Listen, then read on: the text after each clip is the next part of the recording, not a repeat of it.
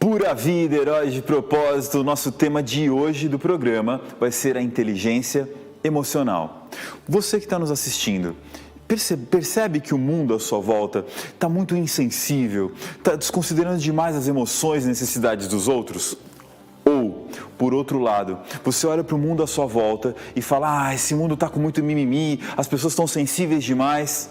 Bom, se você se enquadra em qualquer um desses dois casos, o programa de hoje é para você.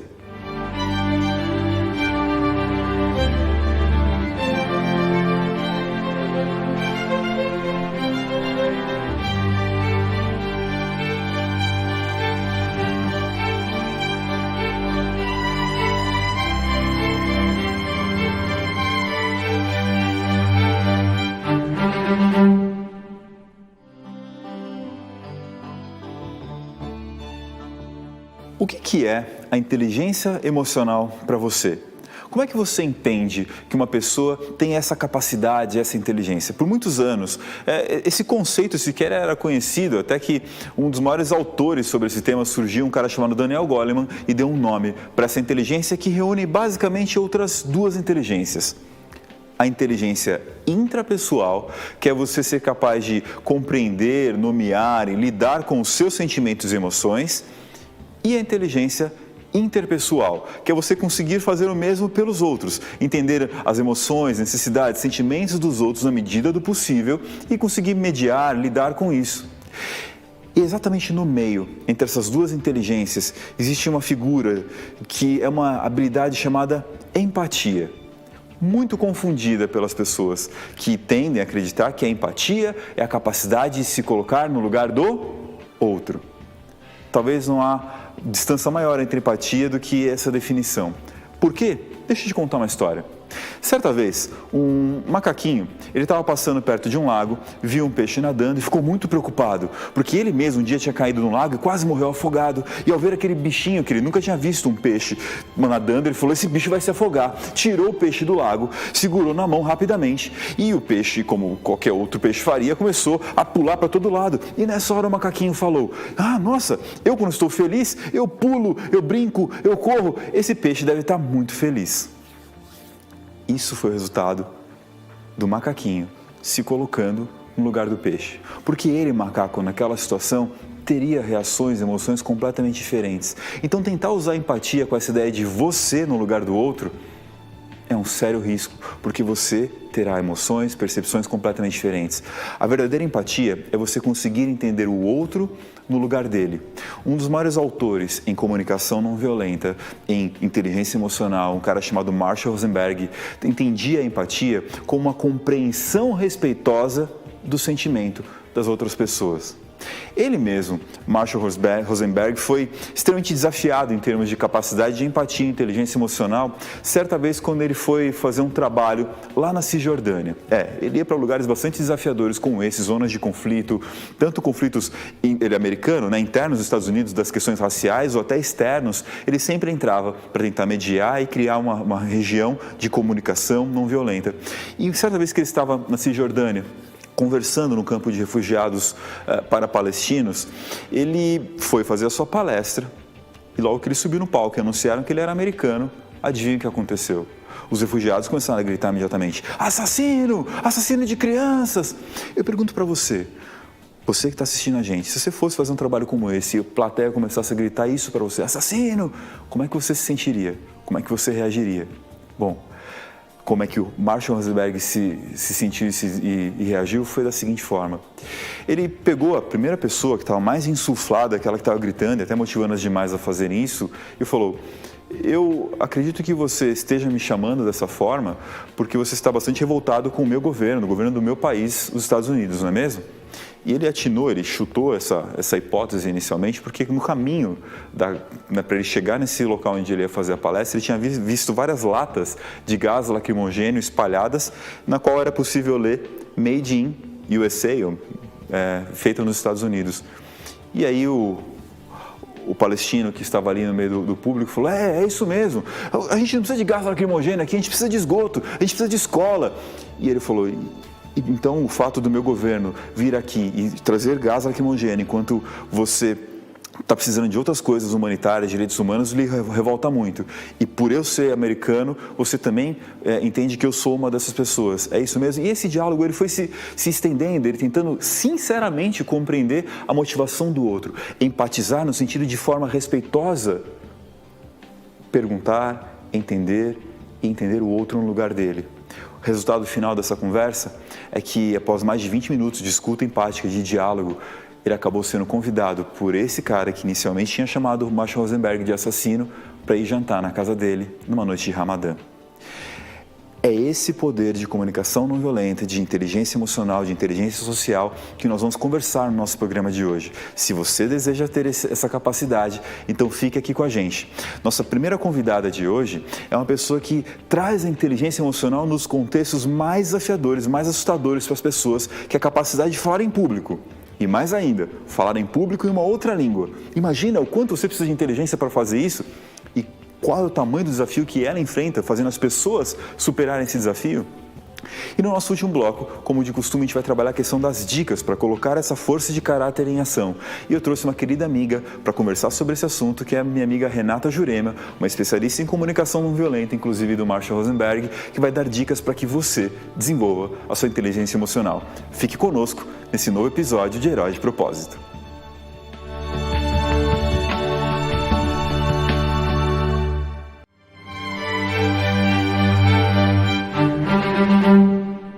Nós vamos agora conversar com uma pessoa que vai trazer uma resposta que faz muita diferença na vida das pessoas. Em algum momento, você já se sentiu em pânico? Um dos momentos mais comuns para as pessoas se sentirem em pânico é quando vão ter que falar em público. Já se sentiu assim? Existe um estudo bastante interessante de que o medo de falar em público é o medo mais comum entre as pessoas. Num ranking internacional dos medos, ele entra em primeiro lugar. O medo de morrer entra em terceiro. Talvez seja pelo fato de que algumas pessoas sentem que vão morrer quando tem que falar em público com alguém. Agora você imagina, se além de ter que falar em público, você tivesse que falar em uma outra língua, falar em inglês. Sentiu um frio na sua barriga agora? Pois é esse desafio que a nossa entrevistada de hoje resolveu abraçar para ajudar as pessoas a superarem. Estamos aqui com a nossa querida convidada, Maria Romã. Obrigado por ter vindo estar com a gente aqui, viu? Obrigada por ter convidado. Estou muito feliz com a oportunidade. Maria, eu fiz essa introdução toda porque o tema nosso de hoje, a força de caráter de hoje, é a inteligência emocional. E acho que uma das melhores formas de a gente medir um nível de inteligência emocional é quando nós somos desafiados. Seja por uma coisa que nos dá raiva, seja uma coisa que desafia nossas emoções. O pânico é uma delas, esse medo de falar em público. Então eu queria saber, para você, antes de mais nada, o que é a inteligência emocional? Bom, inteligência emocional, ao meu ver, de tudo que eu já estudei, de tudo que eu passo aqui, nós entendermos a nossa emoção, o que está acontecendo dentro da gente e como que a gente pode como que a gente pode lidar com isso, obrigada. Como que a gente lida com isso dentro da gente, porque eu acredito que controlar é impossível. Concordo plenamente. E nem é saudável, né? Eu não consigo domar, porque eu não consigo prever. Então, ela vem. Aí, como que a gente lida com isso, aí já é diferente. Você tocou num ponto importante, que assim, a questão do lidar versus controlar. Muitas pessoas procuram profissionais de desenvolvimento humano e falam, eu quero controlar minha raiva, eu quero controlar meu medo. Não é uma coisa para ser controlada, é uma coisa para ser percebida, entendida e trabalhada. É o que a gente está simplificando a palavra que é o lidar. Tentar controlar nem é saudável, porque aí você suprime uma emoção e ela é um painel de controle importantíssimo para a gente saber o que está acontecendo dentro da gente. Se eu estou sentindo raiva, alguma necessidade minha foi transgredida. Se eu estou sentindo medo, estou percebendo alguma perda que vai acontecer comigo. Como é que foi a sua jornada para desenvolver e como é que vem sendo essa jornada, né, para desenvolver a inteligência emocional? Bom, como você disse, vem sendo e eu acho que nunca vai acabar, porque é uma coisa que eu lido com isso diariamente. Sim. Porque as emoções, elas vêm e elas vão vir a vida inteira. Uhum. E de uma maneira ou de outra a gente sempre vai lidar com elas dependendo da maturidade, enfim, de algumas maneiras. A minha jornada foi meio que eu não sabia que isso existia, então aí eu fui fazendo treinamentos, fui escolhendo caminhos da minha vida que foram me levando a isso. E aí, quando chegou na parte de treinar pessoas para falar em público, e depois quando chegou na parte das pessoas que estava online, não falava inglês, e ia e não falava e tal. Foi que eu fui entendendo que cada vez mais a gente precisava entender o que estava acontecendo dentro, transformar essa raiva ou essa frustração, geralmente para falar, para quem não consegue falar o inglês, é uma frustração que eles sentem. Terrível. Então, transformar essa frustração em ação. E uma ação não para sair correndo, não para... Não ação de fuga, né? mas uma ação de enfrentamento saudável. Exatamente, uma ação de entender, respirar, fazer a parte do pensamento, né? Enfim, e para cada emoção que a gente tem, a gente trabalha de uma maneira diferente. Então, o meu caminho foi não saber o que eu estava fazendo, até entender que as pessoas precisavam disso e estudar mais sobre isso. Daí agora eu vou entendendo mais com ferramentas, com técnicas, né? Conteúdo, sim. Eu fico imaginando, assim, o que é você pegar uma pessoa que fala, olha, eu tenho uma apresentação de negócios para fazer, eu tenho pleno domínio desse conteúdo, mas eu tenho que fazer isso em inglês e para um board de uma galera que eu não conheço. Você deve ter passado por situações como essa com seus clientes ou algo semelhante com isso. Como é que é o processo de transformação dessa pessoa? Você falou que a primeira coisa você tem que ajudar a pessoa a entender a sua emoção. E qual que é a trajetória para do pânico, do medo, da raiva, do que seja lá qual emoção negativa dominante está impedindo a pessoa, travando, você conseguir ajudar a pessoa a destravar? Como é essa jornada normalmente, Maria? Uma resposta muito longa e uma resposta bem curta. Tá? Long story short. Boa. Primeiro, eu entendo que cada personalidade, né, a gente entrando em estudos de personalidade, cada personalidade entende as emoções de uma maneira. Então, a gente entende primeiro qual é a personalidade da pessoa, para entender como é que a pessoa lida com essa emoção. E eu trabalho com ferramentas de neurociência. E a neurociência traz para a gente uma equação que é pensamento, gera uma emoção, que gera um comportamento, que vai gerar um resultado. Então, quando a gente trabalha na parte do pensamento, aí primeira coisa que eu faço com os alunos ou com o cliente, eu gosto de chamar de cliente, porque os alunos de business não gostam muito, tá? Mas o cliente chega com essa demanda. Então, qual que é a primeira coisa que eu pergunto é, o que você está pensando antes de entrar para a apresentação? Perfeito. É a primeira pergunta que eu faço. E daí ele vai, geralmente, o que é? Eu vou errar, as pessoas vão rir de mim, eu não consigo falar. Geralmente é isso que vem na cabeça das pessoas. Dependendo da personalidade, vem um pouco mais, um pouco menos.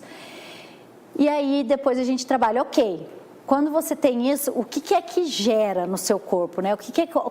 Você consegue nomear os seus sentimentos? Muitas vezes não consegue.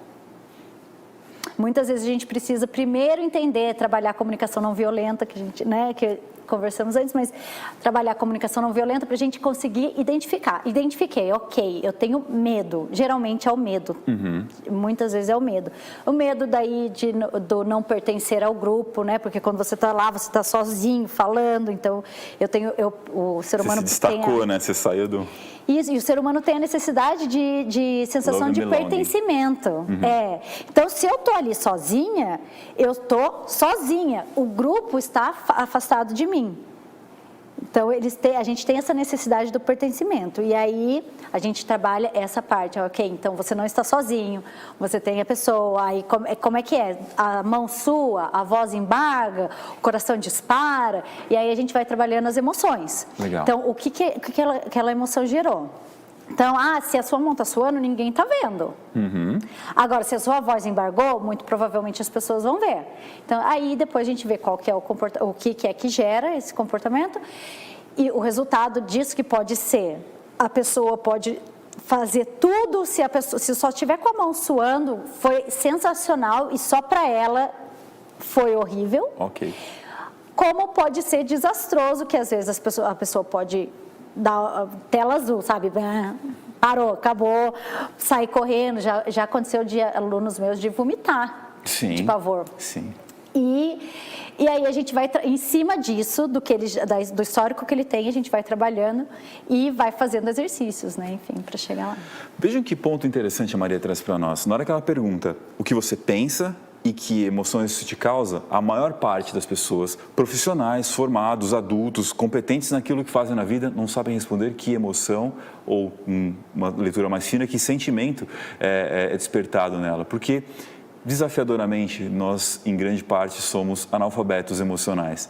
E essa alfabetização emocional não é uma coisa que acontece naturalmente para a maior parte das pessoas. Aprender a identificar sensações corporais, físicas e traduzir isso em o sentimento é esse. Ok, sei que esse é o sentimento, essa é a emoção.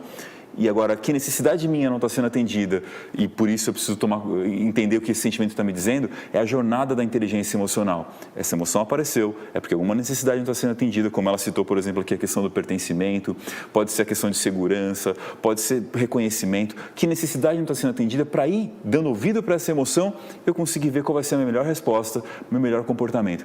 Maria, que história fenomenal e assim, eu estou hiper agradecido de você ter vindo aqui, participar do programa, contar para a gente toda essa potencial que tem a inteligência emocional na vida das pessoas. Então, agradeço imensamente por você ter vindo e quero te pedir para dar sua mensagem final para os nossos espectadores sobre como eles podem e devem desenvolver a inteligência emocional na vida deles. Eu agradeço a oportunidade por estar aqui. E, então, uma mensagem final que eu falo sempre para os meus alunos, que é treine, saiba exatamente o que você está fazendo, mas quando você for apresentar, apresente como se você fosse um deles e tenha noção do que é que você está sentindo, entenda suas emoções, de alguma forma se conecte com ela e faça com que ela te impulsione, te faça agir e te faça crescer. As suas emoções não são uma fraqueza. Onde está a sua vulnerabilidade, talvez possa estar a sua maior força. Uma das autoras mais conhecidas sobre isso é Brené Brown.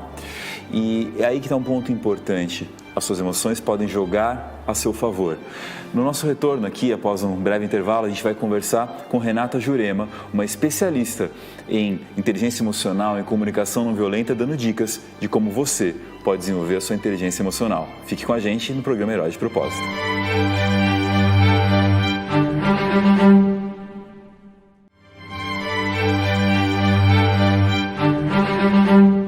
É incrível a forma como a Maria Romã mostra para nós um jeito prático de aplicar a inteligência emocional num dos grandes desafios que nós temos, que é falar em público quando somos convidados.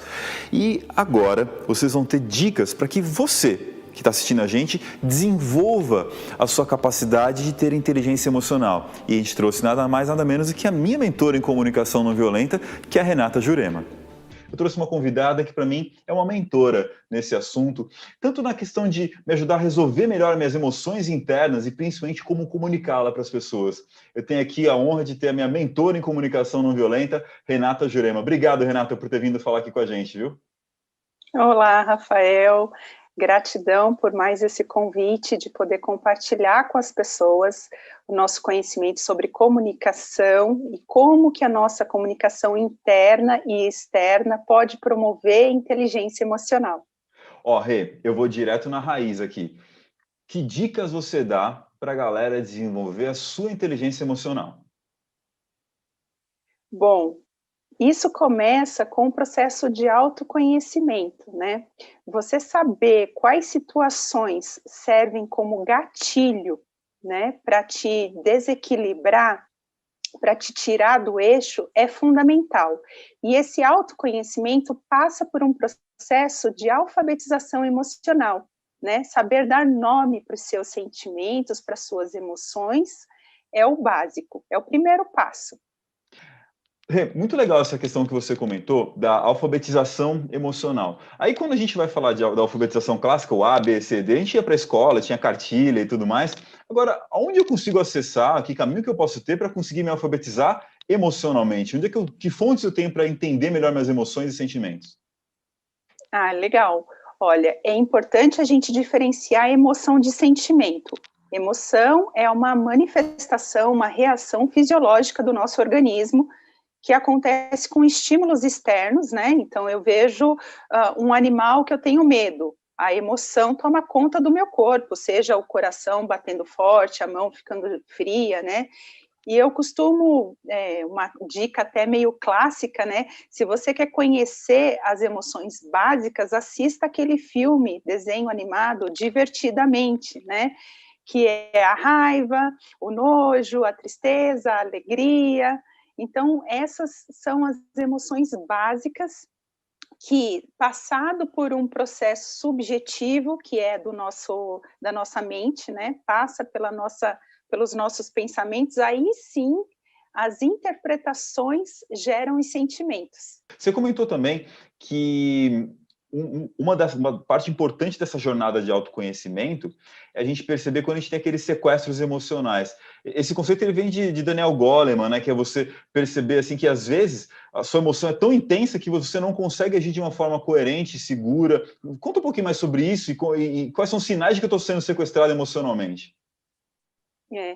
Quando a gente passa por uma situação que oferece para a gente esses gatilhos que disparam dentro da gente essas emoções de forma muito intensas, costuma acontecer isso que o Daniel Goleman chama de sequestro emocional. É como se você, as suas habilidades de socialização, né, de convívio, elas fossem tiradas de você, e você perdesse essa capacidade de argumentar, de refletir de forma ponderada, equilibrada, sensata, né? E esse sequestro emocional nos deixa disfuncionais, né? Até no livro do Daniel Goleman tem um exemplo de um rapaz que ele vivia cometendo pequenos furtos para sustentar até o próprio vício que ele tinha, e numa determinada situação ele prometeu que aquele seria o último delito dele, porque ele precisava atender uma necessidade do filho e da mãe da criança. E durante o assalto, a dona da casa, né, promete que vai entregar ele, que aquilo seria ruim para ele, porque ele ia acabar sendo preso, e essa reação dela, né, gerou nele um gatilho que ele ficou enfurecido.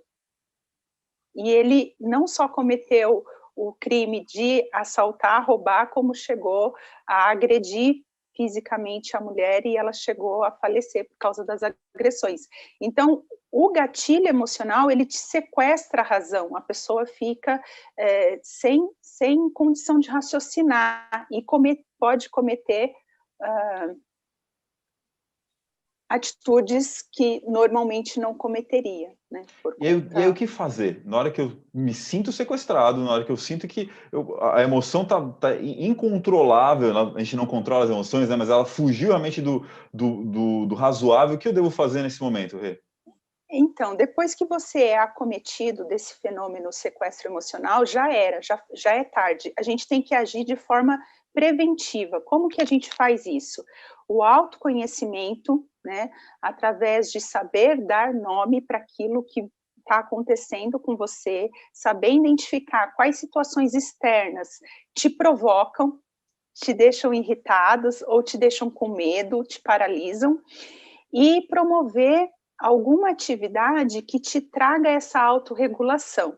Pode ser uma atividade física, pode ser yoga, meditação, mas você precisa, por isso que o autoconhecimento, é você que precisa encontrar esse mecanismo de autorregulação para que quando a situação externa se aproximar, você seja capaz de reconhecer e fazer uma escolha consciente para evitar que o sequestro emocional aconteça. Então, fazendo aqui uma linha do que a gente trouxe como dicas para a galera, começar pela alfabetização emocional, entender quais são as suas emoções e sentimentos, e aí ver o que eles estão te comunicando, o que eles estão mostrando de necessidades suas que estão sendo ou não estão sendo atendidas, e a partir daí usar essa percepção das suas emoções, sentimentos e necessidades para se comunicar com as pessoas, dizendo, olha, estou me sentindo com raiva porque tem uma necessidade minha que eu gostaria que fosse atendida e você não está atendendo, como é que a gente pode fazer, negociar. É uma jornada imensa. Então eu gostaria que você fechasse aqui a participação nesse programa, primeiro te agradecendo por essa participação, mas também fazendo um convite, né, Rê? Você tem tantos serviços que você faz para as pessoas, tem o grupo de escutativa, tem seus cursos de comunicação não violenta. Faz seu convite aí para a galera para a gente poder fechar nosso bloco aqui das dicas de hoje. Ah, legal. Se você está interessado em desenvolver a sua inteligência emocional, aprender a se comunicar de forma mais assertiva, eu venho desenvolvendo aqui no Vale do Paraíba, desde 2019, o Grupo de Escuta Ativa, que é uma rede de apoio para pessoas que querem aprender a se comunicar dessa forma diferente, mais compassiva, né? Mais conectada com a humanidade, respeitando a humanidade de cada um, né? Porque sozinho é mais difícil. Por isso, o próprio Marshall Rosenberg nos incentivava a criar essas redes de apoio. Então fica a dica final, só tem um jeito de aprender, é uma habilidade que é praticando, e se você fizer isso bem orientado, bem mentorado, vai ajudar muito. Tá aí a Renata Jurema, sigam lá, @Renata Jurema, e continua com a gente aqui no programa, que a gente vai falar sobre mais algumas dicas e para o desfecho do nosso episódio. E aí, gostou das dicas que a Renata Jurema trouxe para nós? Então eu quero propor um desafio para você, nosso herói de propósito que está assistindo esse programa de hoje, para você realmente praticar e fortalecer a sua inteligência emocional. Ao longo das próximas semanas, o que você acha de começar a nomear as suas emoções? Quando você começar a se sentir aqueles monstrinhos na barriga, fala, o que eu estou sentindo? Será que é raiva? Será que é medo? Que emoção é essa que eu estou sentindo? E depois que você nomear essa emoção, tentar entender que necessidade essa emoção está te alertando que você está vivenciando. O que você acha? Vai ser uma bela forma de você começar a se alfabetizar emocionalmente. E para fechar o nosso desafio, que tal aprender a lidar melhor com as emoções usando uma das técnicas mais consagradas para isso, que é a meditação? Existem diversos aplicativos, procure aplicativo de meditação, tem sites, tem inúmeras fontes para que você aprenda a meditar. Sabe que vantagem isso vai trazer na sua vida? Fizeram certa vez um estudo com 3 grupos. O primeiro grupo era com meditadores profundos, pessoas com grande experiência em meditação. O segundo grupo era composto por snipers, atiradores de elite do exército americano. E o terceiro, o que a gente poderia chamar de pessoas comuns, que não tinham nenhuma habilidade específica desenvolvida nesse sentido. Eles pegaram pessoas desses 3 grupos e soltaram uma bomba. Bum! Do lado da pessoa, um barulho semelhante ao de uma bomba. E aí o que aconteceu? Eles estavam com aqueles medidores, né, cardíacos. O que acontece com cada um desses 3 grupos é bastante diferente. Olha só, tanto os meditadores profundos quanto os snipers, no momento que um barulho como esse aparece, a emoção vem, que é o medo, é o susto. Sobe e o batimento cardíaco dá um pico. Depois, em pouco tempo, ele volta ao normal. Ele percebe que foi um barulho simulado e fica tranquilo novamente. Agora, para quem não é meditador, quem não trabalha com meditação, não pratica isso, o coração fica assim, nervoso. O que aconteceu? A pessoa perde foco, perde o prumo e não consegue restabelecer. Fica uma dica importante para você começar a aprender e conseguir lidar melhor com as suas emoções e até percebê-las mais profundamente. Procure algum caminho para você praticar meditações, seja elas guiadas ou seja quais forem. E para fechar, como de costume, eu quero dar um presente para você que assistiu aqui o nosso episódio. Entra lá nas nossas redes sociais, procura por @Rafael Takei no Instagram, para você procurar no link da minha bio um caminho para você poder fazer o nosso teste das forças de caráter. Você sabe qual que é a sua principal força? Quais são suas 5 forças de assinatura? Quer saber como desenvolver? Entre em contato com a gente. Siga também as nossas redes sociais no YouTube, Rafael Takei, e também a TV RVC, para você sempre ter um novo episódio, uma nova força de caráter que vai te levar a viver o seu propósito. Quero te desejar muito sucesso e que as forças de caráter estejam com você.